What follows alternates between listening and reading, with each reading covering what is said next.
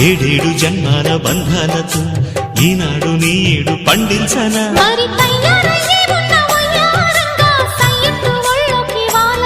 చూసుకొచ్చానమ్మా చూడు ఉత్సాహంగా చిన్నారి వన్నెల్ని ఏలంగా ప్రతిక్షణం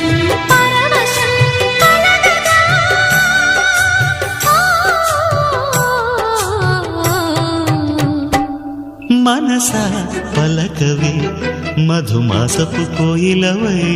చెలివే తెలుపవే చిగురాశల గీతికవై